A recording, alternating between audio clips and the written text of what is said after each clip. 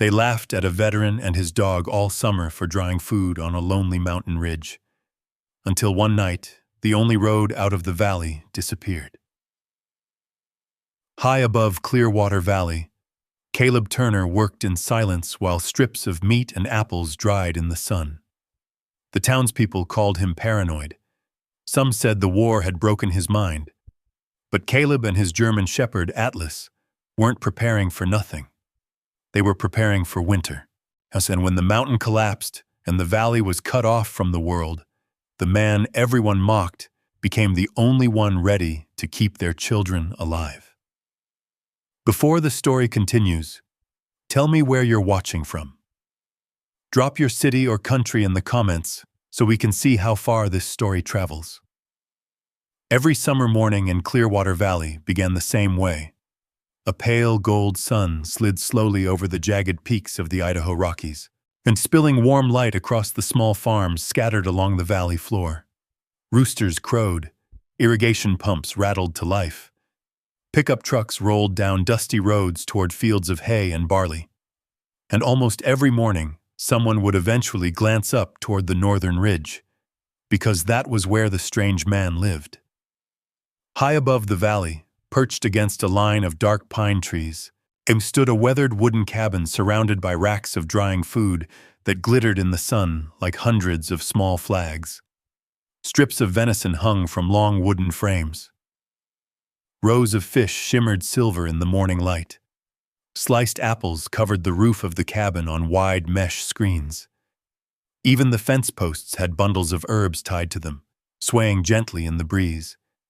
The entire hillside looked like a giant outdoor pantry, and the man responsible for it all moved slowly among the racks, adjusting lines, turning pieces of meat, checking the wind. His name was Caleb Turner. Most people in Clearwater Valley only knew two things about him. First, he had been a soldier. Second, something about him wasn't quite right. A battered pickup rolled past the small diner on Main Street that morning, and two farmers leaned against the railing outside with their coffee cups. One of them, Hank Dawson, pointed up toward the ridge. "There he is again," Hank said with a chuckle. The other farmer squinted into the sunlight. Sure enough, a small figure moved across the slope. Even from a distance, you could see the food racks. "You'd think the guy was stocking up for the apocalypse," the farmer laughed. Hank shook his head. "Man's been drying food like that all summer. Meat, fruit, fish. Hell, I saw pumpkins hanging up there last week." Another truck stopped nearby, and a younger man stepped out, glancing up the ridge. "That's the veteran. All right?" "Yeah," Hank said. "Caleb Turner." The younger man frowned slightly. "Afghanistan?" "That's what folks say." They watched the distant figure for a moment. Caleb moved slowly but deliberately, tying down a rope that held a rack steady against the wind. Next to him walked a large German shepherd. The dog paused every few steps, lifting its head to scan the valley below. Even from far away, the animal looked alert, focused, like it was working. "Oh, that's the weirdest part," Hank muttered. "The dog?" "Yeah. Thing acts like it's guarding the place." The younger man laughed. "Maybe it is." They stood there for another moment before Hank raised his coffee. "Whole valley thinks he's gone a little crazy." The younger man shrugged. "Guy probably saw things overseas." Up on the ridge, Caleb Turner finished tightening the rope and stepped back to inspect the rack. The venison strips fluttered slightly in the breeze, and already darkening as they dried. The air smelled faintly of pine and smoke. Behind the cabin, a small smoker house puffed out a thin ribbon of gray. Caleb wiped his hands on his jeans and turned toward the next rack. Beside him, the German shepherd walked silently, paws soft on the dirt. The dog's name was Atlas. Atlas stopped suddenly. His ears twitched. His nose lifted into the wind. For several long seconds, he stood perfectly still. Caleb noticed immediately. He always noticed. "You hear something, boy?" he asked quietly. Atlas didn't bark. He just stared down toward the valley. Then slowly, He relaxed and continued walking beside his owner. Caleb exhaled softly. Even after 3 years in Clearwater Valley, he still couldn't fully relax when Atlas froze like that, because Atlas had been trained not to react without reason. Caleb reached the next rack and began turning the strips of salmon hanging from thin lines. The work was slow, careful, but every piece mattered. Salted, dried, stored. He moved with the quiet focus of someone who had done the same routine hundreds of times. And he had. Every day that summer, from sunrise until late afternoon. Below the ridge, the valley buzzed with normal life. Tractors hummed. Kids rode bikes down gravel roads. Cattle grazed lazily in the fields. Up here, the wind carried a cooler edge. Caleb walked toward the cabin and checked the rows of apples spread across mesh screens. Nearly 100 pounds of them. Next week, they would be ready to store. He stepped inside the cabin briefly and returned carrying a notebook. Inside were careful lists written in tight block letters. Dried venison, 43 pounds, salmon, 32 pounds, apples, 17 trays, beans, 3 barrels. Caleb marked another line and closed the notebook. Atlas lay down on the porch, but kept his head raised, watching, always watching, always. Well, sometimes Caleb wondered if the dog understood more than he did. A breeze swept down from the mountains. Atlas lifted his head again. His nose twitched. He stood slowly and walked to the edge of the slope. From there, the entire Clearwater Valley stretched out below like a painting. Fields, farmhouses, the narrow road that wound through the valley and disappeared toward the West Pass. Atlas stared toward the distant mountains. A low rumble of thunder echoed somewhere beyond the peaks. When Caleb stepped onto the porch beside him, he followed the dog's gaze. Storm clouds gathered far off along the western ridge. Dark, heavy, too early for that kind of weather. Caleb watched them for a long time. Then he quietly rested his hand on Atlas's neck. "I know," he murmured. Atlas didn't move. Far below, another pickup rolled past the diner. Someone pointed toward the ridge again, and laughter drifted faintly up the mountainside. The paranoid soldier. Whilst the crazy man drying food all summer, Caleb Turner didn't hear them, but Atlas did. The German shepherd's ears was flicked toward the valley. Then slowly, the dog turned back toward the mountains, watching the storm that was still days away. Caleb looked at the racks of drying food swaying gently in the wind, and deep inside his chest, an old familiar feeling stirred. The same feeling he had learned never to ignore. Something was coming, and this valley wasn't ready. But he would be, and the wind shifted across the ridge, brushing through the hanging strips of venison and dried salmon. They rustled softly, like paper in a quiet room. Caleb stood still on the porch for a long moment, watching the clouds building over the far mountains. Atlas remained beside him, silent and alert.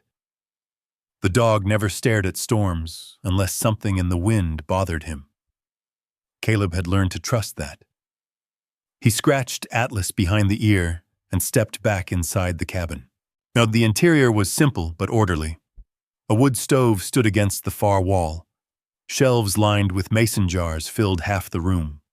Beans, rice, dried corn, and herbs were stacked carefully beside crates of salt and flour. Nothing in the cabin was wasted. Nothing sat there without purpose. Caleb set the notebook down on the table and poured water from a metal kettle into a tin cup. Steam drifted upward. He hadn't slept well in weeks. Storm clouds did that to him. The smell of wet air, and the way the wind changed. It brought things back. He lowered himself into the chair slowly and stared at the table. For a while there was only silence. Then Atlas walked over and rested his head gently on Caleb's knee. Caleb exhaled through his nose. "You remember it too, don't you?" he murmured. Atlas's ears twitched slightly. Outside, thunder rolled faintly again across the mountains. Caleb closed his eyes, and the valley disappeared. Suddenly, he was standing in another winter. The air in that memory was so cold it burned the lungs. Snow came down sideways in thick white sheets, carried by a wind that howled like a freight train through the pines. The small cabin in the mountains looked almost buried, its roof barely visible beneath layers of drifting snow. Caleb had been 20 miles away when the storm came, helping another family dig out their truck on a frozen mountain road. By the time he realized how fast the weather was turning, the pass had already closed. Yet he had driven until the truck could go no farther. Then he walked, for hours, snow above his knees, wind clawing at his jacket, the whole world swallowed by white. He could still hear his own voice shouting through the storm. "Emily!" But the wind always swallowed the sound. When he finally reached the cabin, the roof was almost completely buried. The chimney had stopped smoking hours before. Caleb had dug with his bare hands, faster and faster, throwing snow aside like a madman, yet his fingers went numb. His arms burned, but he kept digging. He remembered the moment he broke through the door, the silence inside, the stillness. Emily lay near the stove, wrapped in blankets. Their little girl, Hannah, was curled against her side. The fire had gone out long before. Frost coated the inside of the windows. The cold in that room had been deeper than anything Caleb had ever felt. Deeper than Afghanistan. Deeper than the mountains. Because it wasn't just cold. It was absence. He had knelt there for a long time, not moving, not breathing. And beside the door lay the dog. Rex, his old military canine partner. The German shepherd had tried to dig through the snowdrift, blocking the door. There were claw marks in the wood. Deep ones. Rex had fought the storm until the very end, but the storm had been stronger. Caleb never forgot the way the room looked when the rescue team finally arrived, or the way the wind outside kept howling, and as if the mountain didn't care what it had taken.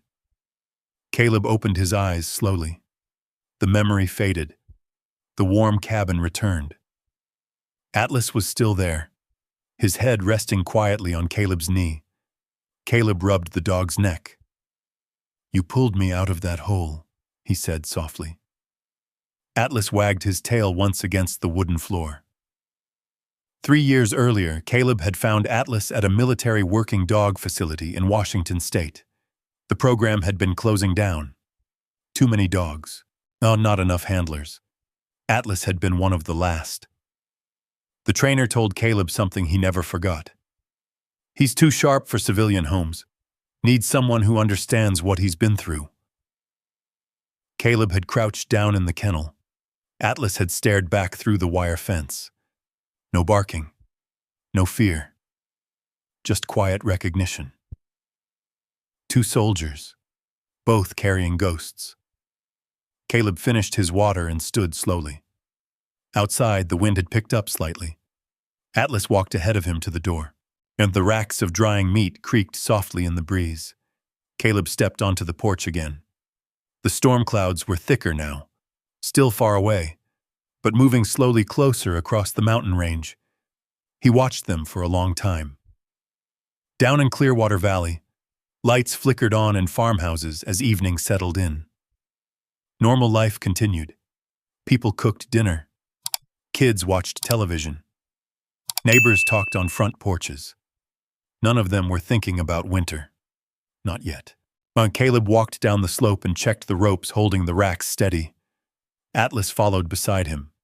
The dog paused again, nose lifted to the wind. Caleb noticed immediately. "What is it?" Atlas stared toward the western ridge, the same direction the clouds were coming from. The dog gave a low, quiet huff. Then he walked closer to Caleb's side. Caleb tightened the final knot and stepped back. Rows and rows of food swayed gently in the cooling air, enough to last months, or maybe longer. He glanced down toward the valley again. The laughter from earlier echoed faintly in his memory. Crazy soldier. Paranoid. Preparing for nothing. Caleb didn't feel angry. He understood. Before that storm years ago, he probably would have laughed too. But some lessons only come after the world breaks. And once you've learned them, you never forget. The first cold wind of evening swept across the ridge. Atlas leaned slightly into Caleb's leg, while Caleb looked at the darkening mountains one last time. Then he said quietly to the dog, "This winter's not going to surprise us." Atlas stayed close as the last light faded over Clearwater Valley, and far beyond the mountains. The storm kept coming. The night settled quietly over Clearwater Valley. A few scattered lights glowed from farmhouses down below, small golden squares in the dark fields. The wind moved gently through the tall pine trees along the ridge, and carrying the scent of cold stone and distant rain. Inside the cabin, the fire in the stove crackled softly. Caleb Turner sat at the wooden table with his notebook open again, running his finger slowly down the list he had written earlier that afternoon. Venison, salmon, apples, beans, flour, salt. He checked the numbers twice, then once more. Preparation was never about comfort. It was about certainty. Atlas lay near the door, stretched across the floorboards, but the dog wasn't asleep.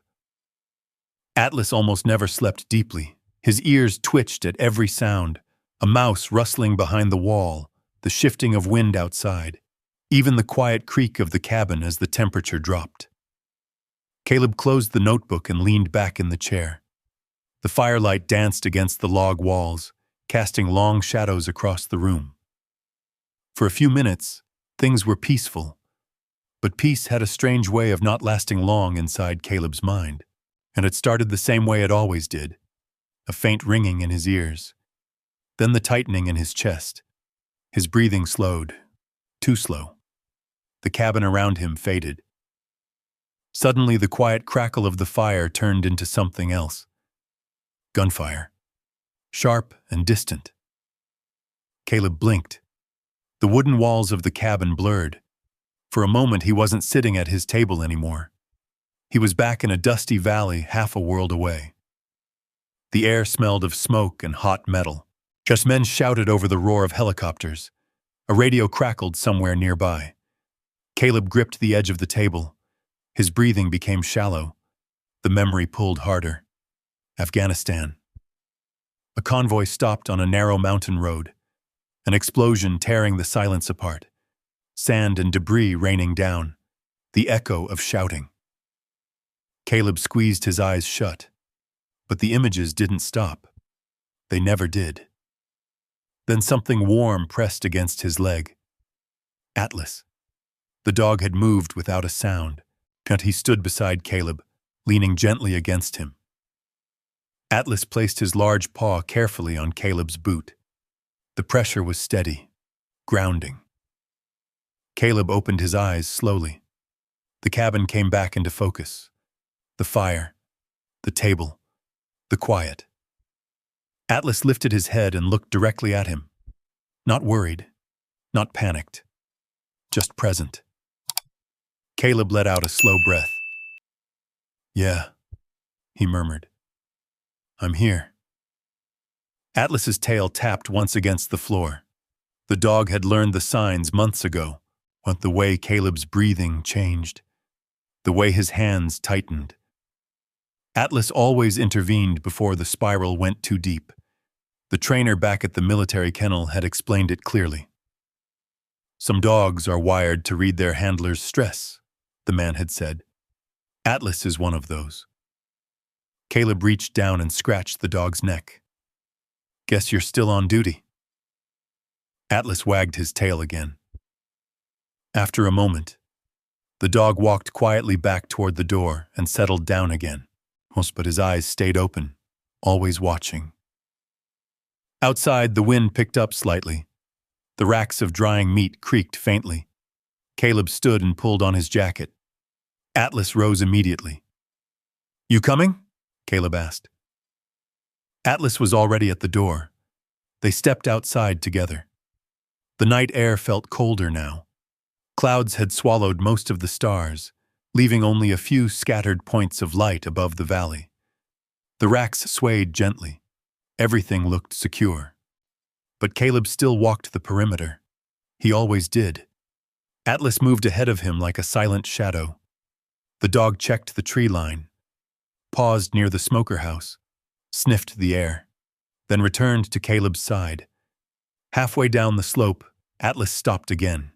His ears lifted, his body stiffened. Caleb froze. "What is it?" Atlas stared into the darkness toward the forest below the ridge. For several seconds, neither of them moved. Then a faint sound drifted through the trees, and a deer stepping through brush. Atlas relaxed. Caleb let out a quiet breath. The tension in his shoulders eased. "You keep scaring me like that," Caleb said softly. Atlas glanced back at him. If a dog could look amused, Atlas almost did. They continued down the slope a little farther. From this point, the entire valley was visible. A ribbon of road cut through the fields and disappeared toward the western pass, the only road connecting Clearwater Valley to the outside world. And Caleb stared at it for a long moment. Atlas sat beside him. Neither of them spoke. Far off, thunder rolled again beyond the mountains. The sound echoed through the dark sky. Caleb crossed his arms. "Storm's building early this year." Atlas tilted his head slightly. The dog didn't understand the words, but he understood the tone. Caleb looked down at him. "You ever notice something, boy?" Atlas's ears twitched. "Nature always knows before we do." The dog sniffed the wind again. Well, then he turned his head toward the western mountains, the same direction he had been watching all day. Caleb followed his gaze. The clouds there looked darker now, thicker. He had seen storms like that before, and storms like that rarely traveled alone. They often came with colder air, earlier winters, longer snow. Caleb turned back toward the cabin. "Come on." Atlas followed without hesitation. When they reached the porch again, Caleb paused. Yet the racks of drying food stretched across the slope like rows of silent soldiers. Every piece mattered. Every pound meant survival. Down in the valley, people were still laughing, still living as if winter were months away. Caleb didn't blame them. Most people only learned from the winters they had already survived. But sometimes, the next winter wasn't like the last. Atlas walked up the porch steps and settled beside the door again. Caleb stood there a little longer, again staring toward the mountains. The thunder sounded closer now. The wind shifted again, and for the third time that night, Atlas lifted his head. The dog stared into the darkness beyond the ridge, watching, waiting, as if he knew something the rest of the valley didn't. Caleb finally stepped inside and closed the door. The fire cracked softly behind him. Atlas lay down again near the entrance, eyes open, guarding the cabin, guarding the man who still fought battles no one else could see. And outside, high above Clearwater Valley, the clouds continued to gather. Slowly, quietly, patiently, like something preparing to arrive. Morning came quietly over Clearwater Valley, but the air felt different. The sky above the Idaho Rockies was pale and clear, yet the wind carried a sharp chill that didn't belong to late summer. It moved through the pines along the ridge with a dry whisper, rattling the racks of drying meat outside Caleb Turner's cabin. Caleb stepped onto the porch just after sunrise. Atlas was already there. The German shepherd stood at the edge of the slope, ears forward, nose lifted into the wind. He had been there for several minutes. Caleb could tell. Atlas didn't normally hold still like that, unless something had caught his attention. Caleb walked beside him and followed the dog's gaze toward the distant mountains. The western ridge looked calm enough. A thin band of clouds hung over the peaks, but nothing threatening. Still, the wind felt wrong. Too cold. Too early. Caleb rubbed the back of his neck. "You feel it too, huh?" Atlas gave a low huff. The dog's eyes stayed fixed on the mountains. Caleb stood there another moment before turning back toward the racks. Work always came first. He began checking the ropes holding the drying frames steady. Each line had to be tight, each rack balanced. While if the wind picked up suddenly, the whole system could collapse. Atlas followed slowly behind him, still glancing toward the western ridge. As Caleb adjusted one of the racks, something caught his attention down in the valley. A flock of geese passed overhead. They flew in a wide V formation, wings beating steadily as they moved south. Caleb stopped working. He watched them disappear over the hills. "Too early," he murmured. Migration usually didn't start for another few weeks. How Atlas tilted his head slightly, watching the sky. A few minutes later, a second flock appeared, then a third. Caleb wiped his hands on his jeans and stepped back from the racks. "That's not normal." Atlas sniffed the air again.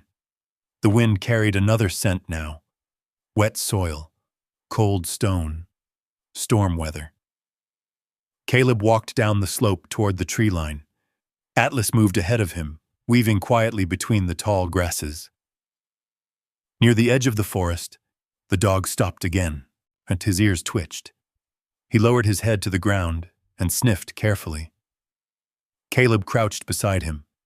Fresh hoofprints marked the dirt. Deer tracks. But there were too many. Dozens of them. And they all pointed in the same direction. Down. Toward the valley floor. Caleb frowned. The deer usually stayed higher in the hills this time of year. He stood slowly. Something's pushing them down. Atlas watched the tree line carefully. A rustle sounded deeper in the woods. And a moment later, a small group of mule deer stepped cautiously out from the shadows. They crossed the slope quickly, without even glancing toward Caleb. That alone was unusual. Wild deer normally froze when they spotted a human. These animals didn't stop. They kept moving, heading down toward the farms below. Caleb watched them disappear. Atlas gave a quiet whine. "Yeah," Caleb said softly. "I see it." He walked back toward the cabin, his eyes scanning the sky, and another flock of birds crossed overhead. This time it wasn't geese. It was swallows. They circled briefly before continuing south. Atlas stayed close beside him. The dog's body remained tense. When they reached the cabin, Caleb stepped inside and grabbed the notebook from the table. He flipped through the pages quickly. Then he added a new line. Bird migration. Early. Deer movement. Abnormal. Wind temperature. Dropping. Atlas lay near the door again, but he didn't relax. All his ears stayed up, watching, listening. Caleb closed the notebook. He stepped outside again and walked around the back of the cabin where the storage pit was hidden beneath a heavy wooden hatch. He lifted it and looked inside. Barrels of dried beans and rice sat neatly stacked in the cool underground space. The supply looked good. Still, Caleb frowned. He climbed back out and shut the hatch. Then he walked over to the woodpile. The stack of firewood reached nearly shoulder height, not enough for months of cold weather. But if winter arrived early, months might not be enough. Caleb grabbed the axe leaning against the stump. The sound of splitting wood echoed across the ridge. Atlas lay nearby, watching the tree line while Caleb worked. Time passed slowly. By mid-morning, the wind had grown stronger. Clouds had begun gathering again over the mountains. Caleb paused and wiped sweat from his forehead. The air felt colder now despite the rising sun. Atlas suddenly stood, yet the dog trotted to the edge of the ridge and stared toward the valley road. Caleb followed. A truck was climbing the dirt road toward the lower farms. Behind it, a tractor pulled a trailer of hay bales. Everything below looked ordinary. Farmers preparing for fall, livestock grazing, kids riding bicycles near the barns. No one seemed worried. Caleb rested his hands on the wooden fence and looked at the distant road that wound through the valley toward the western pass. Well, that road had always been the valley's lifeline. Food shipments, fuel deliveries, medical supplies. Everything came through that narrow mountain pass. If that road ever closed, Caleb pushed the thought away. Atlas let out another quiet huff. The dog's eyes returned to the mountains again. The clouds there were darker now, heavier, and they weren't moving the way normal storms did. They were building, slowly, layer by layer, like a wall. Caleb stared at them for a long time. Then he spoke quietly. "We're not waiting anymore." Atlas looked up at him. Caleb walked back toward the cabin. He grabbed 2 empty crates and began carrying them toward the smoker house. Atlas followed close behind. If the signs in the wind were right, they didn't have as much time as the valley believed. And for the first time since moving to Clearwater Valley, Caleb Turner felt the same deep instinct rising in his chest that had once kept him alive overseas, with the quiet warning that came before danger. He trusted that instinct more than anything, because every time he ignored it in the past, someone had paid the price. Atlas trotted beside him as the wind grew colder across the ridge. Above them, the dark clouds gathered a little thicker, and somewhere deep in the mountains beyond Clearwater Valley, stone and soil had already begun to loosen beneath the coming rain. The storm arrived 2 days later. It didn't begin with thunder. It began with rain. A steady, cold rain that fell from gray skies and soaked the valley from morning until night. At first, the farmers welcomed it.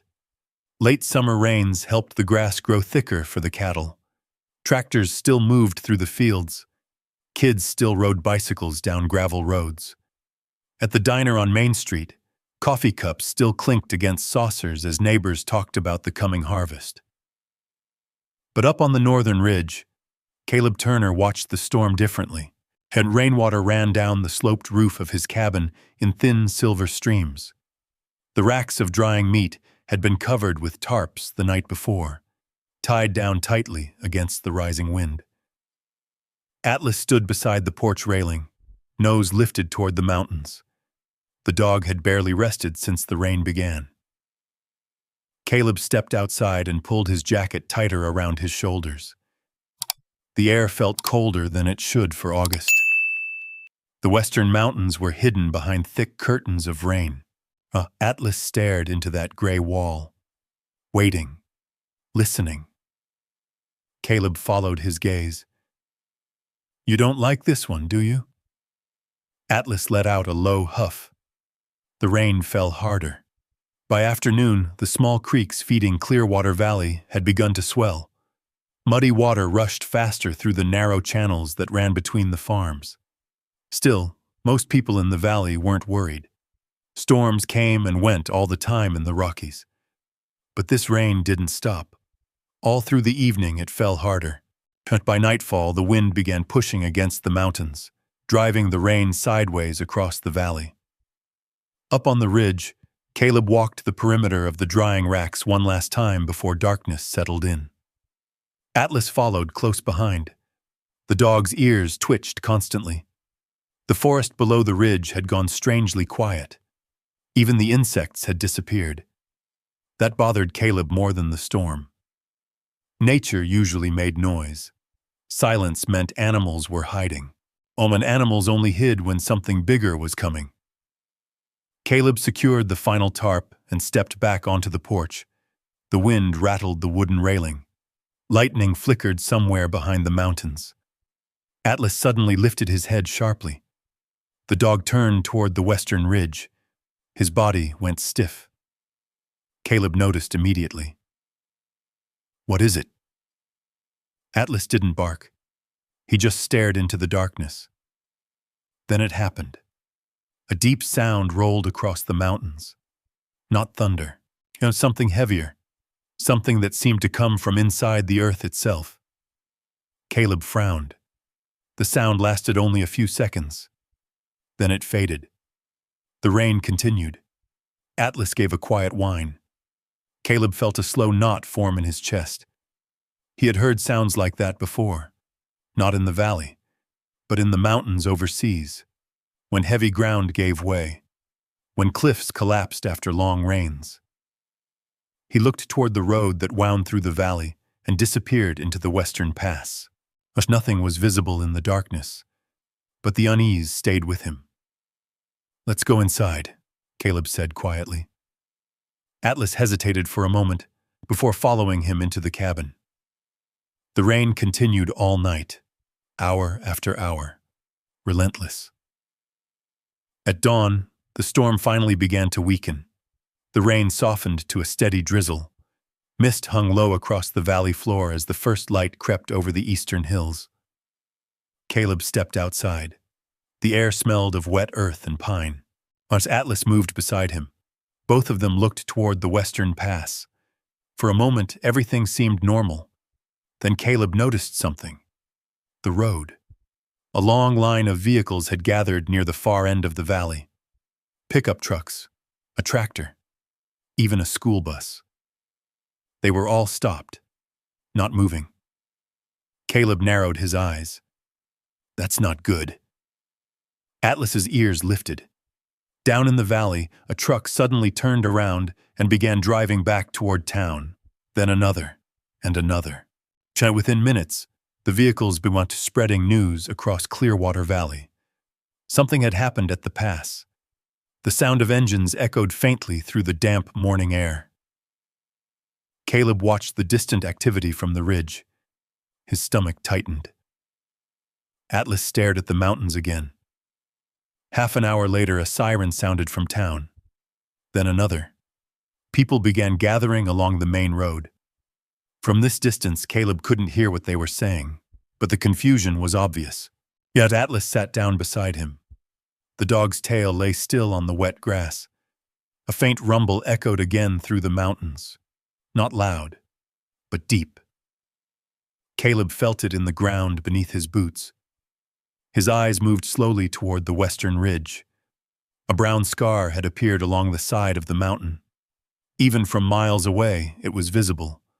A long wound cutting down the slope where trees had been ripped away. Mud and rock covered the lower valley road like a massive wall. Caleb exhaled slowly. "Oh, well," he muttered. "There it is." The western pass was gone. Hundreds of tons of earth and stone had collapsed across the only road connecting Clearwater Valley to the outside world. No trucks would reach the valley now. No supply deliveries. No winter shipments. Nothing. Down below, people were beginning to realize the same thing.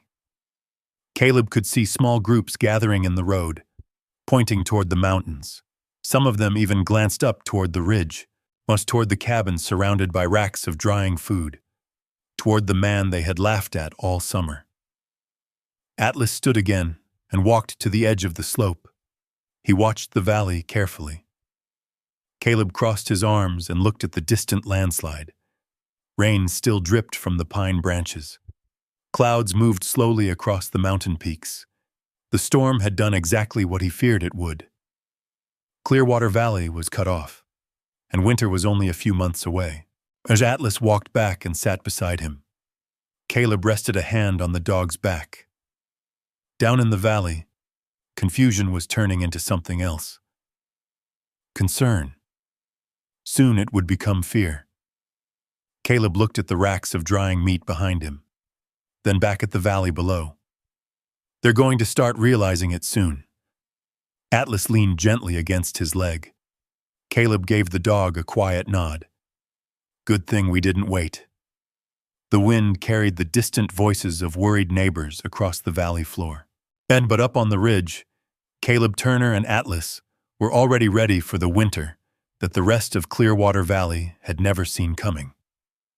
For the first few days after the landslide, the valley tried to pretend the problem wasn't permanent. Pickup trucks drove out to the blocked pass every morning. Men stood in the road staring at the wall of mud and broken pine trees that now filled the narrow canyon. A few of them tried digging with shovels, but the slide stretched nearly 50 yards across the road and rose higher than the tops of their trucks. It wasn't something a few farmers could clear. The county crews from outside the valley couldn't reach them either. The radio said help was coming, but nobody could say when. Back in town, people began talking about it everywhere. At the diner, at the feed store, at the church parking lot after Sunday service. At first, the mood stayed calm. Clearwater Valley had supplies. Harvest season was close. People would manage. But as the days passed, the conversations changed. Some folks began quietly counting how much food they had stored. Others started buying extra flour and canned goods from the small general store. The shelves began to thin. Up on the ridge, Caleb Turner kept working. The storm had destroyed none of his preparations. The racks still stood. The smokehouse still drifted with thin gray ribbons of oak smoke, and the storage pit beneath the cabin remained full. Atlas stayed close while Caleb worked. The German shepherd seemed more alert now. Every afternoon, the dog climbed to the edge of the ridge and scanned the valley road below, as if waiting for something. One cold evening in early October, the wind carried a faint sound up the slope. Footsteps. Slow, uneven. Atlas heard it first. His ears snapped forward. The dog stood and stared down the narrow trail that led up from the valley, and Caleb noticed immediately. "What is it, boy?" Atlas didn't bark. He began trotting down the path. Caleb followed. Halfway down the slope, they saw him. A boy, maybe 15 years old. He was climbing the trail slowly, one step at a time, holding on to the tree trunks for balance. His clothes were thin. His jacket hung loose around his shoulders, and his face was pale with exhaustion. When he finally reached the small clearing near the racks, he stopped. For a moment he just stood there, breathing hard. Atlas approached carefully. The dog circled the boy once, sniffing. The boy didn't move. He didn't even seem afraid. He just looked tired. Caleb stepped closer. "You lost?" The boy shook his head. "No, sir." His voice was dry, rough, like he hadn't spoken much all day. Caleb studied him for a moment. "Name?" "Tyler." "Tyler what?" "Tyler Brooks." Caleb nodded slowly. The Brooks family lived on the far side of the valley, and he remembered seeing their truck once or twice in town. "What brings you up here, Tyler?" The boy hesitated. Then his shoulders dropped. "My mom sent me." Atlas sat quietly beside them, watching. Caleb crossed his arms. "For what?" Tyler glanced toward the racks of food hanging across the slope. His eyes widened slightly. That's a lot of food." Caleb didn't answer. Tyler swallowed. "We ran out yesterday." The wind moved softly through the drying racks, but Caleb remained silent. Tyler shifted his weight. "We thought the road would open again," he continued. "But the store's almost empty now." His voice grew quieter. "My little sister hasn't eaten since yesterday morning." Atlas looked up at Caleb. The dog didn't move, but his eyes were steady. Caleb exhaled slowly. "How far did you walk?" 3 miles. "Alone?" Tyler nodded. Caleb looked down the trail behind him. The valley road was barely visible through the trees, and he looked back at the boy. "You know people down there call me crazy." Tyler shrugged weakly. "Yeah. And your mom still sent you here." Another small shrug. "She said crazy people sometimes prepare for things the rest of us ignore." For a moment, Caleb almost smiled. Almost. He looked again at the racks of meat swaying gently in the wind. Then he turned back toward the cabin. "Come on." Tyler blinked. "Sir?" Caleb jerked his head toward the porch. You can stand there all night, or you can eat something." Tyler followed slowly. Atlas walked beside him like a silent escort. Inside the cabin, the warmth from the stove filled the room. Caleb handed the boy a bowl of thick stew that had been simmering on the stove all afternoon. Tyler stared at it for a moment. Then he ate. Fast at first, then slower. Atlas sat beside the table, watching him quietly. When the bowl was empty, Tyler leaned back in the chair, and for the first time since arriving, his shoulders relaxed. Caleb sat across from him. "Your mother send you up here to beg?" Tyler shook his head. "No, sir." "What then?" "She said if you had food, maybe you'd let me work." Caleb leaned back. "What kind of work can you do?" Tyler wiped his mouth with the back of his sleeve. "I can chop wood." "Anything else?" "I can fish." Caleb glanced toward Atlas. The dog's tail thumped softly against the floor. Tyler noticed the movement. "Your dog's huge." "That's Atlas." Tyler nodded. "Military dog?" "Something like that." The boy leaned back again. "You're really not crazy, are you?" Caleb looked at him for a long moment. Then he shrugged. "Depends who you ask." Outside, the wind rattled the racks again. Caleb stood up and grabbed another bowl. He filled it halfway and placed it on the table. "For your sister." Tyler stared at it. "You mean I can take it back?" Caleb shook his head. "No." The boy's face fell. Then Caleb pointed toward the small bunk bed against the far wall. "You're staying here tonight." Tyler blinked. "Sir?" "You said you could chop wood." Tyler nodded slowly. "Then you start in the morning." Atlas stood and walked over to the boy. The German shepherd sniffed his sleeve once, then sat beside him like he had already made a decision. Caleb watched the dog carefully. Atlas had a way of judging people, and Atlas rarely made mistakes. While Tyler looked down at the dog. "He likes me." Caleb poured another cup of coffee. "Atlas likes most kids." The boy glanced around the cabin. "You live up here alone?" "Not anymore." Tyler smiled faintly. For the first time since arriving, he looked hopeful. Outside, the cold October wind swept across the ridge. Down in Clearwater Valley, more families were beginning to realize how quickly their supplies were disappearing. But up on the hill, a quiet change had already begun. It was because the first child had found his way to Caleb Turner's door. And he wouldn't be the last. The next morning came cold and pale over Clearwater Valley. A thin layer of frost covered the grass along the ridge, glittering faintly under the rising sun. The storm clouds were gone, but the air carried the unmistakable bite of approaching winter. Tyler Brooks stepped outside the cabin slowly, rubbing sleep from his eyes. He had slept deeper than he had in weeks. Atlas was already awake, while the German shepherd sat near the woodpile, watching the tree line while Caleb split logs with steady, rhythmic swings of the axe. Crack!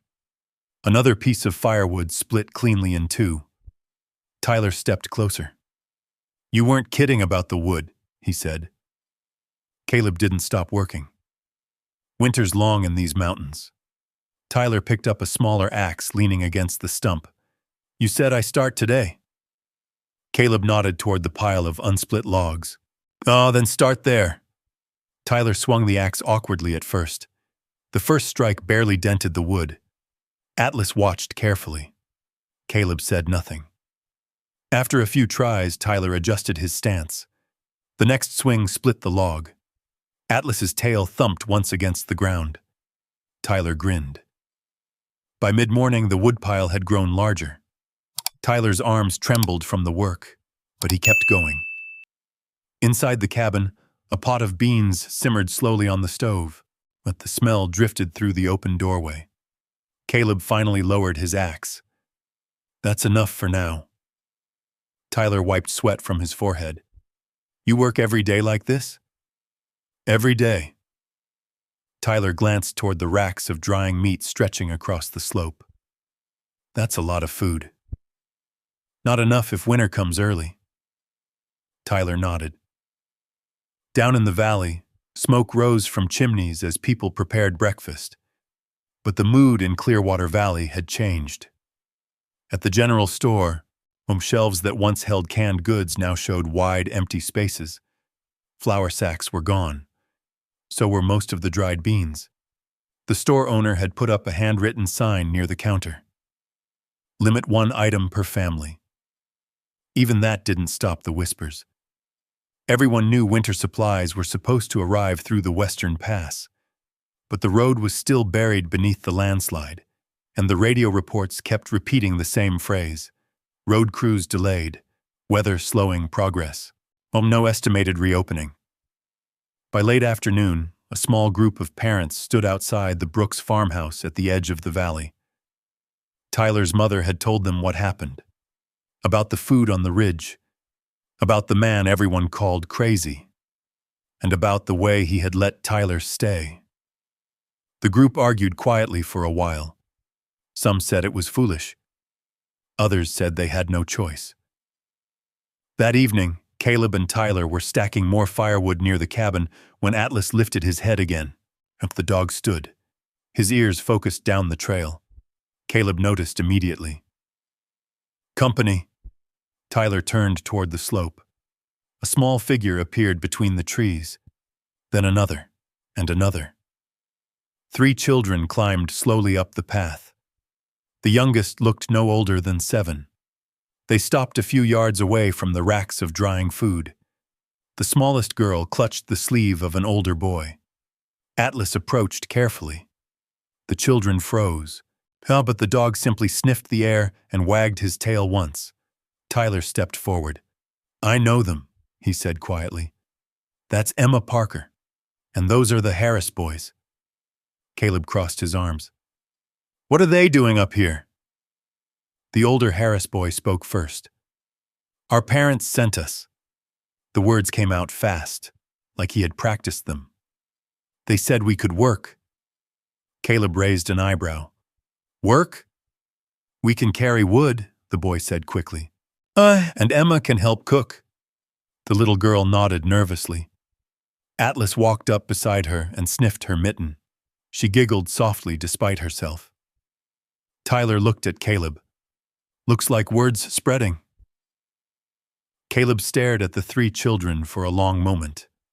The racks of food creaked softly in the wind behind him. Down in the valley, another truck drove slowly along the road. The valley was beginning to feel the pressure. Caleb looked back at the children. Looked. Where are your parents? They're waiting down the road, the boy said. Mom said if you say no, we come back. Caleb sighed quietly. He walked past them and looked down the trail. Sure enough, 2 trucks were parked near the bottom of the hill. Adults stood beside them, watching, waiting. Atlas sat beside Caleb, tail brushing the ground. The dog looked up at him. Caleb rubbed the bridge of his nose. This wasn't part of the plan. Tyler spoke softly. But you knew it might happen. Caleb glanced at him. Tyler shrugged. You said people down there would start realizing it soon. Caleb looked at the children again. Then he looked at the valley, then back at the racks of food. Finally he spoke. You 3 come up here. They stepped closer. Caleb crouched slightly so his eyes met theirs. I'm going to say this once. The children nodded nervously. You stay here, you work. All 3 nodded immediately. You don't waste food. More nods. And you listen to every word I say. The older boy swallowed. Yes, sir. Caleb stood and looked down the trail again. The parents still waited below. He raised a hand and motioned for them to come closer. They walked halfway up the slope but stopped there. No one wanted to come farther. Caleb spoke loudly enough for them to hear. The kids stay. Relief washed across the adults' faces. But Caleb raised a hand. You don't. The relief faded quickly. A man stepped forward. Mr. Turner. Caleb shook his head. This cabin doesn't have room for grown men. The group fell silent. Caleb pointed toward the valley. You want your kids fed? They nodded. Then every day you bring wood. He gestured toward the enormous woodpile beside the cabin. Enough to keep this fire burning all winter. The adults exchanged looks. It wasn't an easy bargain, but it was better than none. The man finally nodded. Deal. Caleb turned back toward the cabin. Tyler was already showing the younger kids the woodpile. Emma laughed quietly when Atlas followed her like a giant furry shadow. Caleb stood on the porch for a moment watching them. 4 children now. Atlas walked over and sat beside him. The German shepherd watched the valley road carefully. Caleb rested a hand on the dog's back. You were right, he murmured. Atlas wagged his tail once. Yet as the sun began to set behind the mountains, the children's voices drifted across the ridge. Laughter. The first real laughter Caleb had heard up here in years. But far below them, in the darkening valley, more families were beginning to make the same decision. And by the time winter truly arrived, there would be many more footsteps climbing that trail. The change happened slowly at first. Every morning, Caleb Turner woke before sunrise. The frost grew thicker on the grass each day, and the wind sweeping across the ridge carried a deeper chill. Atlas would already be awake, sitting near the edge of the slope, watching the narrow trail that wound up from Clearwater Valley. For a while, the footsteps that climbed that trail were small. Children, 1 or 2 at a time. Parents kept their distance, stopping down near the base of the hill. They didn't climb all the way to the cabin. Most of them felt too ashamed. They had laughed at Caleb all summer, and now their kids depended on him. By late October, the cabin on the ridge had changed. Tyler Brooks helped Caleb split wood every morning. Emma Parker learned to help stir the soup pot and wash dishes in the small basin beside the stove. The Harris brothers carried buckets of water from the creek and stacked kindling near the porch. Laughter drifted through the trees more often now. And Atlas had become something of a giant guardian to them all. The big German shepherd followed the children everywhere. When they worked, he sat nearby. When they played in the clearing, he lay in the grass watching the forest. At night, he slept near the cabin door, always listening, always ready. But the valley was changing too. As food supplies ran lower, the mood down in Clearwater Valley grew tense. Neighbors began arguing at the store. A few fights broke out over bags of flour and canned meat. And not everyone believed in Caleb's arrangement. Some people said it wasn't fair. Why should one man control that much food? Why should their children work for it? Most of those voices faded quickly once winter winds started blowing through the valley. But a few didn't. One evening, just as the sun dipped behind the western mountains, Atlas stiffened beside the porch. His ears lifted sharply. Caleb noticed immediately. The dog's body had gone rigid. What is it? Atlas didn't bark. He walked slowly down the slope toward the racks of drying meat. Caleb grabbed his jacket and followed. Halfway down the hill, the dog stopped. His nose moved quickly through the air. Caleb crouched beside him. Fresh footprints pressed into the dirt path. Boots. Not children. Not farmers either. The prints were deep, heavy. Atlas gave a low growl. Caleb studied the tracks carefully. They're not from today. The mud around them had already begun drying. Someone had been watching the cabin, watching the food.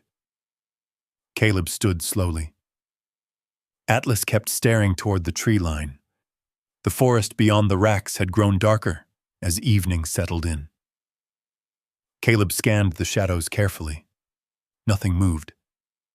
Still, the feeling lingered, the same quiet warning he had learned to trust long ago. He walked back toward the cabin. Inside, he told the kids. Tyler frowned. What's wrong? Nothing yet. The children went inside without arguing. Atlas stayed close to Caleb. The wind rattled the racks of drying meat again. The forest remained quiet. Too quiet. For the next few days, nothing happened, but the footprints appeared again. Sometimes near the racks, sometimes near the woodpile, always at night, always gone by morning.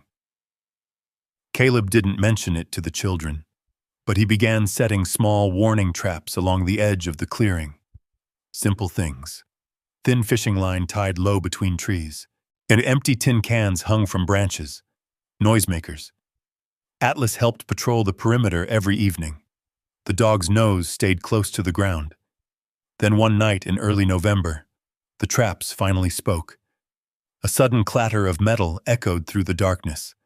Atlas exploded into motion. The German shepherd sprinted toward the tree line with a deep bark that shook the quiet forest. Caleb grabbed the lantern and ran after him.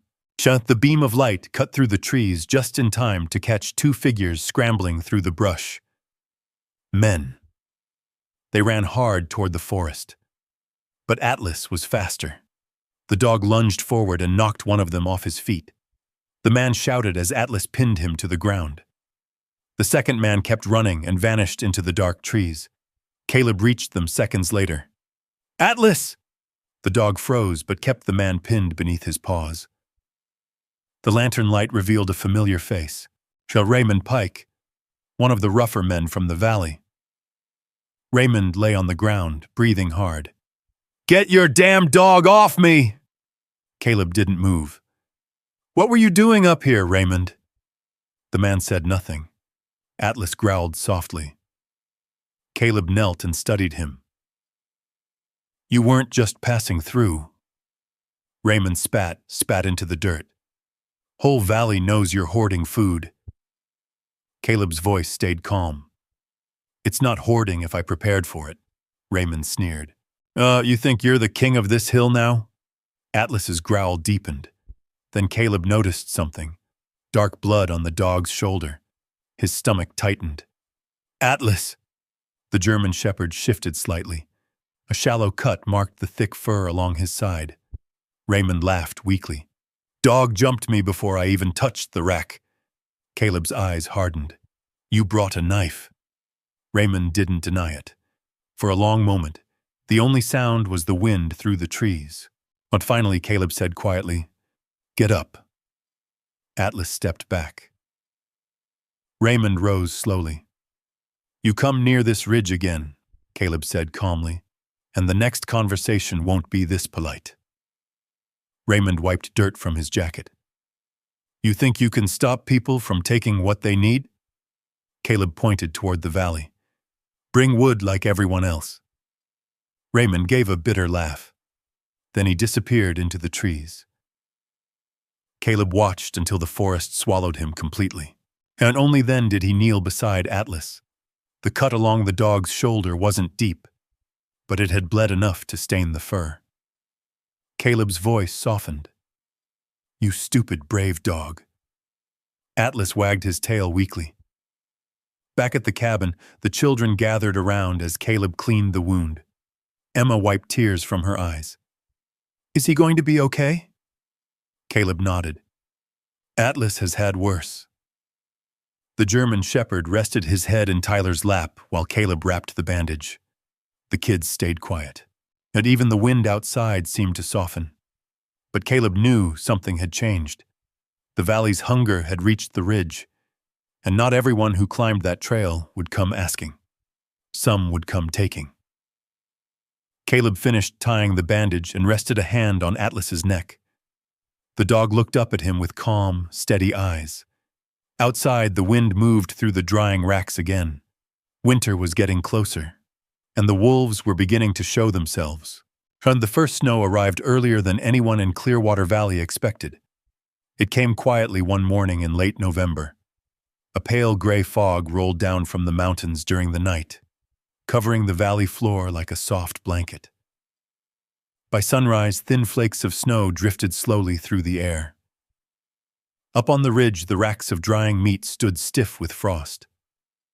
Caleb Turner stepped onto the porch and inhaled deeply. The air burned slightly in his lungs. Atlas followed beside him, and his bandaged shoulder healing, but still tender. The German shepherd moved carefully, though the wound had already begun closing. Tyler Brooks stepped outside a moment later, pulling his coat tighter around his shoulders. "Snow already," he muttered. Caleb nodded. Winter decided to start early. Down the slope, the children gathered around the woodpile. Their breath drifted in small clouds as they carried logs toward the cabin. Emma Parker laughed as one of the Harris boys slipped on the frozen ground. For a moment, despite the cold, the ridge still felt alive, but the valley below had grown quiet. Too quiet. The fields now sat empty beneath thin snow. Smoke rose from farm chimneys as families stayed inside, rationing the food they had left. The road to the western pass remained buried under the landslide, and the radio in town had finally stopped promising help. Caleb watched the valley for a long moment, and then he turned toward Tyler. "Check the fish traps before the creek freezes." Tyler nodded. "I'll take Ben and Mark with me." Caleb hesitated. Atlas watched the forest carefully. "Stay close to the creek," Caleb said, "and come straight back." Tyler gave a quick nod. The three boys grabbed their coats and headed down the trail. Atlas watched them disappear through the trees. For a long time, the dog stood there, staring into the fog. Caleb noticed. You worried about them?" Atlas's ears twitched. The fog thickened across the valley. By mid-morning, it had spread halfway up the ridge, swallowing the lower trees in a gray haze. Inside the cabin, Emma helped stir a pot of stew while the youngest Harris boy stacked firewood beside the stove. Caleb sat near the window, sharpening a small knife. The quiet was broken suddenly. A distant sound cracked through the fog. A gunshot. Emma froze. "What was that?" Caleb was already on his feet. Shahai Atlas bolted for the door. Another echo rolled faintly across the valley. Caleb grabbed his coat. "Stay inside." The children didn't argue. Atlas sprinted down the slope ahead of him, disappearing into the fog. Caleb followed the trail quickly, his boots crunching through thin snow. The forest felt different today. Silent. Heavy. A few minutes later, he heard voices. Panicked. Tyler's voice. "Caleb!" Caleb pushed through the trees and found them near the creek. Tyler knelt in the snow. The two Harris boys stood beside him, pale and shaking, and between them lay a small body. Ben Harris, the younger one, only 9 years old. The boy lay on his side in the snow, his coat dark with spreading red. Caleb stopped. For a moment, the world seemed to freeze. Atlas stood beside the body, growling low toward the trees. Tyler's voice cracked. He just fell." Caleb moved quickly now. He knelt beside the boy and checked for a pulse. Nothing. Must the shot had been clean. Too clean. Caleb closed his eyes briefly. The fog around them seemed to press closer. Tyler whispered, "Someone shot him." Caleb already knew. Atlas suddenly barked toward the trees. The German shepherd ran forward several yards, then stopped. Fresh footprints marked the snow, boot prints, leading away into the forest. Caleb stared at them for a long moment. Raymond Pike, or his brother, maybe both. Tyler's voice shook. He wasn't even doing anything." Caleb rested a hand on the boy's shoulder. "I know."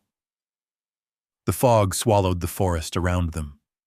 Atlas returned slowly, his ears still alert. Caleb stood. He lifted Ben gently in his arms. The boy felt small, too small.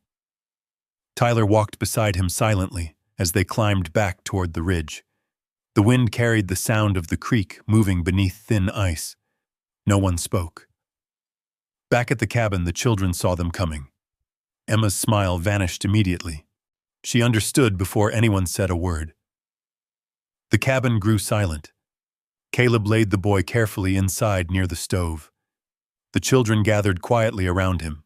Atlas lay beside the body, head low. The dog didn't move. Tyler stared at Caleb. "What do we do now?" For a long moment, Caleb didn't answer.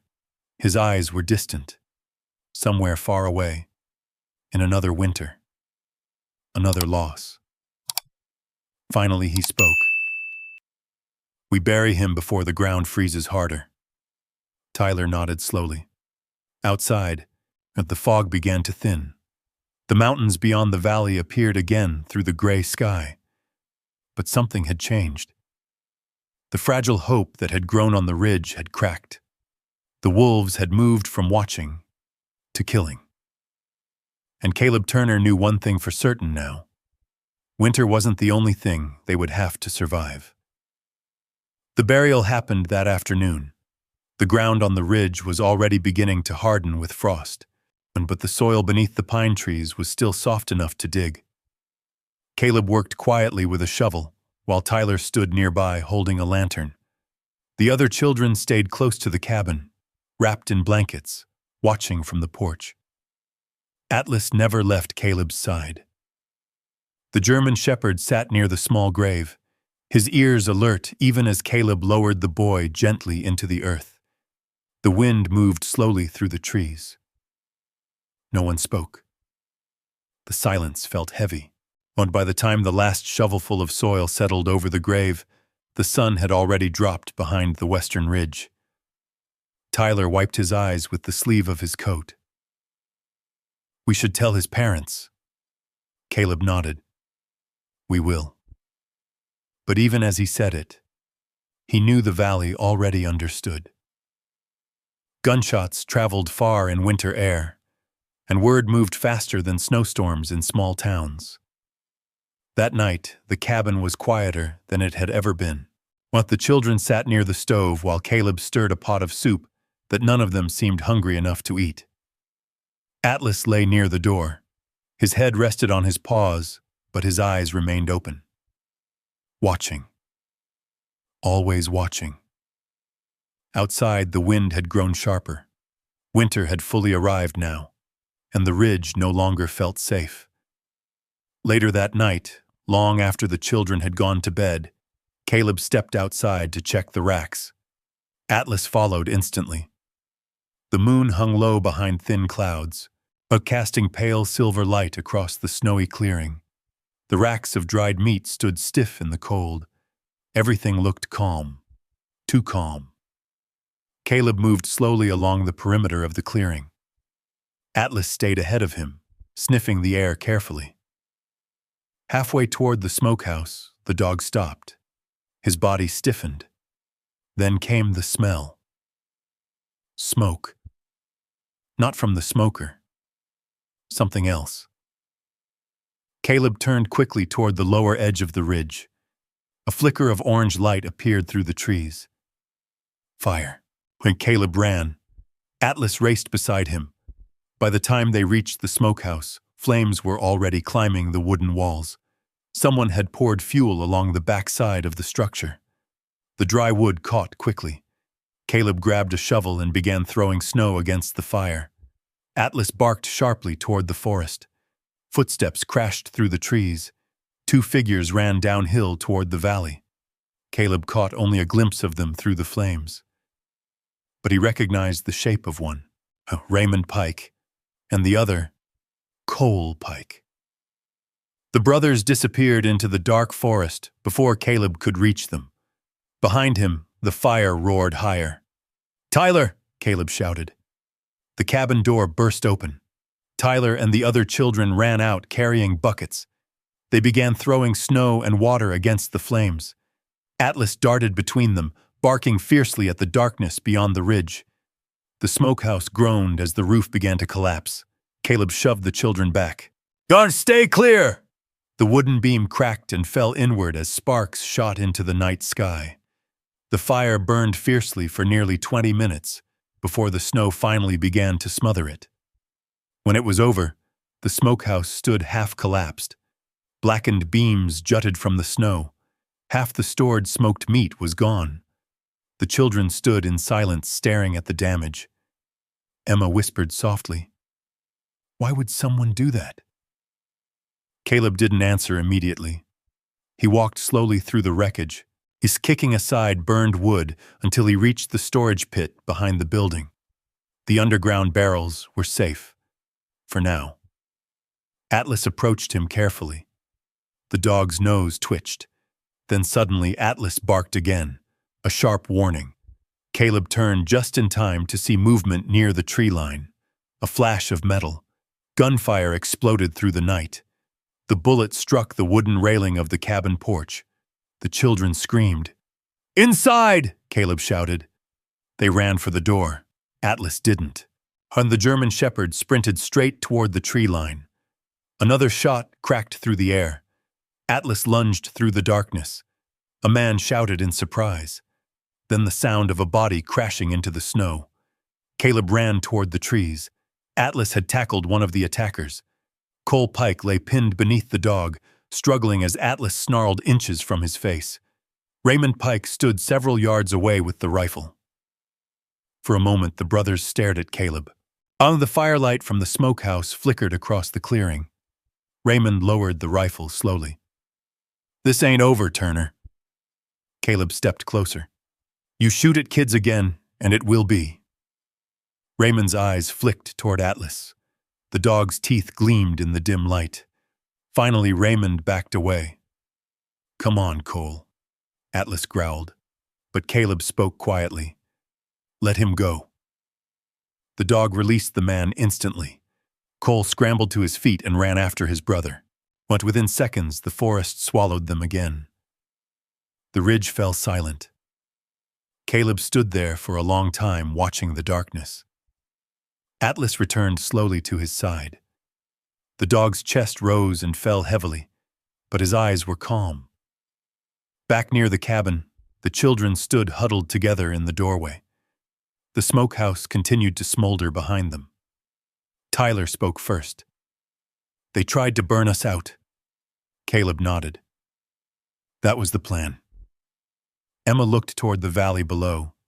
"Are they coming back?" Caleb rested a hand on Atlas's neck. The dog leaned against him quietly. "Maybe." He turned toward the damaged smokehouse. The fire had taken nearly half their winter meat supply, but the storage pit still held enough to survive, if nothing else went wrong. Caleb looked down the ridge toward the valley lights flickering through the trees. People were hungry. Fear made men dangerous. Atlas watched the forest carefully, while the dog's ears twitched as the wind carried distant sounds through the valley. Caleb finally spoke softly. "Winter's only getting started." Atlas pressed closer to his leg. And somewhere in the dark valley below, the people who had started the fire were already planning their next move. Morning came slowly after the fire. A gray sky hung low over Clearwater Valley, and a steady wind pushed thin snow across the frozen fields. At the smokehouse on Caleb Turner's ridge still stood blackened and half-collapsed, a charred reminder of the night before. Caleb had slept very little. Atlas hadn't slept at all. The German shepherd spent the entire night beside the door, ears shifting toward every creak of the trees and every whisper of wind. At dawn, Caleb stepped outside to inspect the damage again. The snow had already covered most of the burned wood, but the smell of smoke lingered in the air. Behind him, Tyler stepped onto the porch. "You think they'll come back?" Caleb didn't answer right away. He studied the tree line carefully. "They might." Atlas walked slowly around the ruined smokehouse, sniffing the ground where the attackers had run. The dog paused several times, nose pressed into the snow. Then he looked back toward the valley. Caleb noticed. They didn't go far. Tyler shifted uneasily. "So what do we do?" Caleb wiped ash from his hands. "We keep going." By mid-morning, a small group of trucks appeared at the bottom of the ridge road. Parents, the families of the children staying at the cabin. They had heard the gunshots during the night. Tyler's mother was the first to climb halfway up the slope. She stopped where Caleb had always drawn the line, the same place where the parents left their firewood each morning. "Tyler," she called. The boy ran down the hill. They hugged tightly in the cold wind. Then she looked past him toward the burned smokehouse. What happened? Tyler glanced back at Caleb. Someone tried to take the food. A murmur moved through the group of parents. One man stepped forward. "Pike brothers." Caleb looked down at him. "You know that for sure?" The man nodded grimly. "They've been stirring trouble in town all week." Another voice spoke up. "But they're not the ones pushing this." Caleb frowned. "What do you mean?" The man hesitated. Then he said the name quietly. Gregory Hale. Even Tyler had heard that name. Now everyone in Clearwater Valley knew Gregory Hale. Hale owned the largest ranch in the valley. He controlled most of the grazing land and half the grain fields. Before the landslide, he had been one of the wealthiest men in the county. Now his barns were nearly empty. His supply trucks had been cut off like everyone else's. The man continued. "Hale's been telling people you're hoarding food while the valley starves." Caleb's jaw tightened slightly. "And the Pike brothers believe him?" "They work for him," another parent spoke. "They've been trying to scare people away from coming up here." Tyler looked back at the cabin. "But the kids are still coming." The man nodded. "That's why Hale's getting desperate." The wind moved quietly through the trees. Atlas stood beside Caleb, watching the adults carefully. Caleb finally spoke.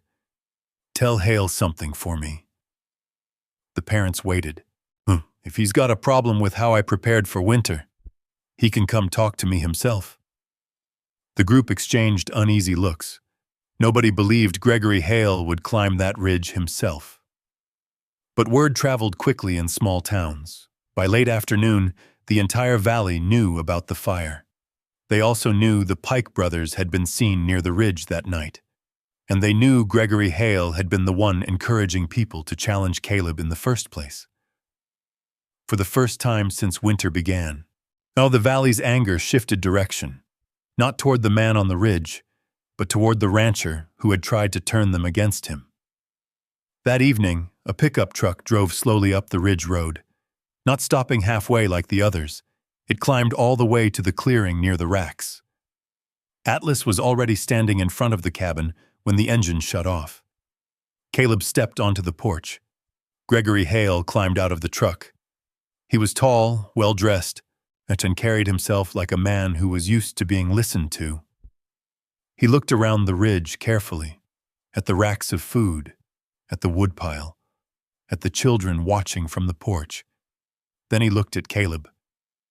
"You've done well for yourself up here." Caleb remained still. "I prepared."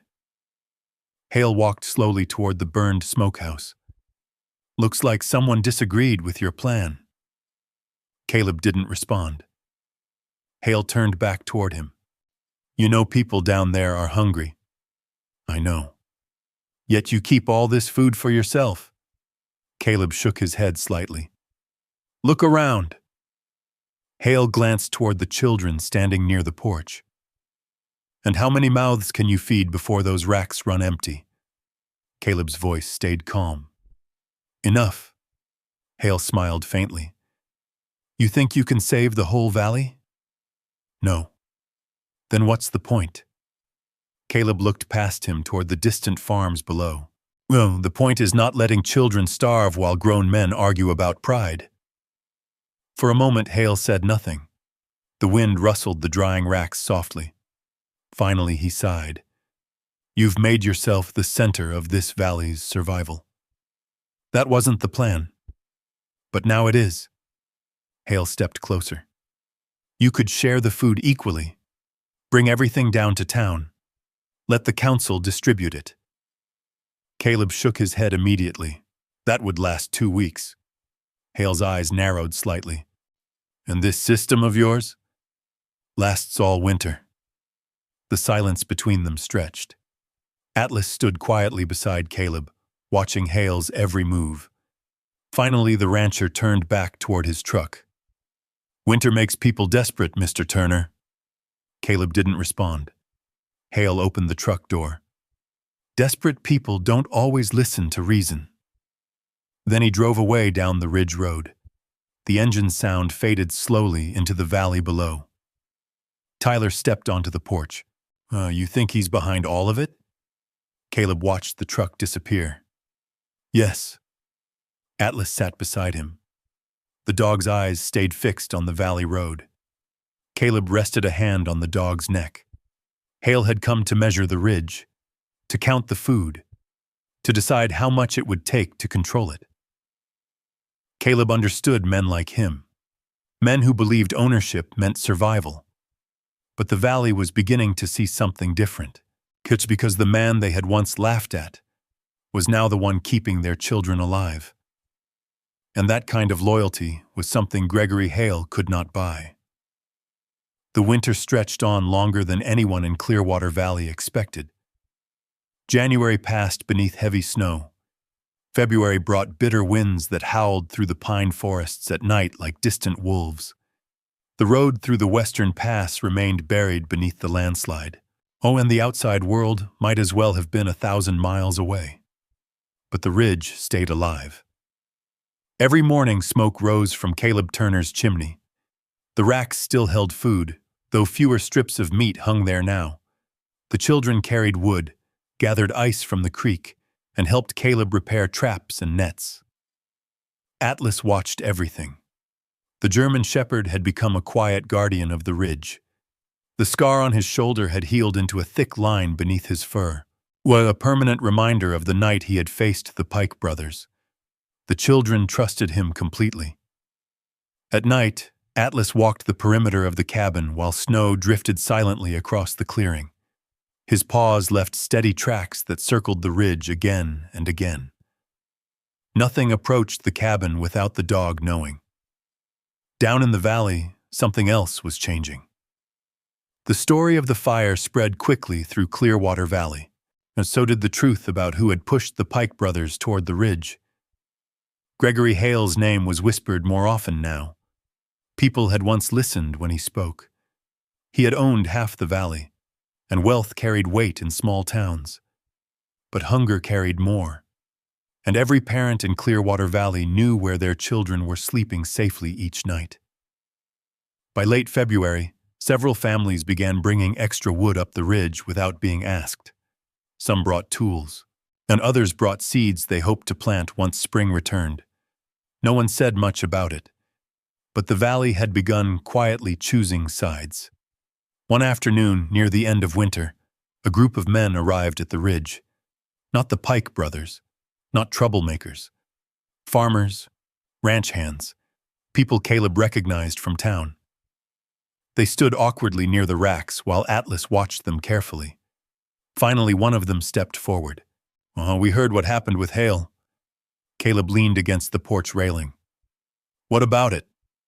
The man cleared his throat. "He tried to turn the council against you." Caleb waited. "They told him to leave." Tyler looked up. "Leave the valley?" The man nodded. "Packed up 2 days ago." A quiet wind moved across the ridge. Caleb said nothing. The man continued. Turns out, when folks realized who was feeding their kids, they weren't too interested in listening to Hale anymore." One of the ranch hands added softly, "People remember who stands with them when things get hard." Atlas sat beside Caleb, watching the group calmly. The dog seemed to understand something important had shifted. The men stayed for a few minutes longer, helping repair part of the burned smokehouse. Then they drove back down into the valley, when winter slowly began to loosen its grip. By mid-March, the snow softened along the south-facing slopes. Small streams of water trickled down the rocks, where sunlight touched the mountain. One morning, Tyler stood on the ridge and pointed toward the valley road. "Look!" Caleb stepped outside. Far below, heavy machines crawled across the landslide, blocking the western pass. Bulldozers, excavators. After months of silence, the outside world had finally reached Clearwater Valley again. As Atlas wagged his tail slowly, as if he understood what it meant. A week later, the first supply trucks rolled into town. People gathered in the streets, relieved laughter echoing between the small buildings. But something had changed in Clearwater Valley during the long winter. When spring finally melted the last snow along the ridge, many families climbed the trail together. They didn't come for food. They came to learn. Caleb showed them the drying racks, and how to slice meat thin enough to last the winter, how to store apples and berries so they wouldn't rot, how to smoke fish slowly over cold wood. The same things they had once laughed about the previous summer. Now they watched carefully. Children ran across the clearing while their parents worked beside Caleb.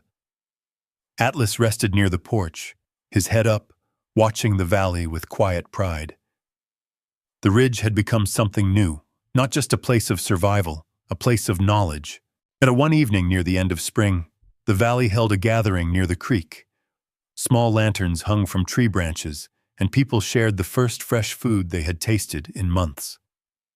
Tyler sat beside Caleb near the fire. "You think it'll ever be like this again?" Caleb looked across the valley. Families laughed. Children played in the grass. Atlas lay nearby with his head resting on his paws. "Hard winters always come," Caleb said. Tyler nodded slowly. "But now we know what to do." Later that night, a small girl approached Caleb while he stood near the edge of the clearing. She held a piece of dried apple in her hand. "Mr. Turner?" Caleb knelt slightly. "Yes?" The girl looked up at him. "Will winter come back again?" Caleb smiled gently. He reached down and scratched Atlas behind the ears. The German shepherd lifted his head and looked toward the dark outline of the mountains. "Winter always comes," Caleb said quietly. The girl thought about that. Then she asked, "Will we be ready?" Caleb looked across Clearwater Valley. For the first time since the landslide, lights shone warmly in every farmhouse window. Smoke rose peacefully from chimneys. And the ridge above the valley no longer looked strange or foolish. It looked prepared. Caleb rested his hand on Atlas's neck. "Yes," he said softly. "Now this valley knows how to survive. If this story touched you, just take just 1 second and leave a simple comment below. Type 1 if you believe loyalty like Atlas showed still exists in this world. Type 0 if you think more people should learn the kind of strength Caleb showed. And if you've ever had a dog who stood by you during hard times, you can also comment dog so we can honor them together. Your comments help this story reach more people who need a little hope. Don't forget to subscribe to the channel and turn on notifications.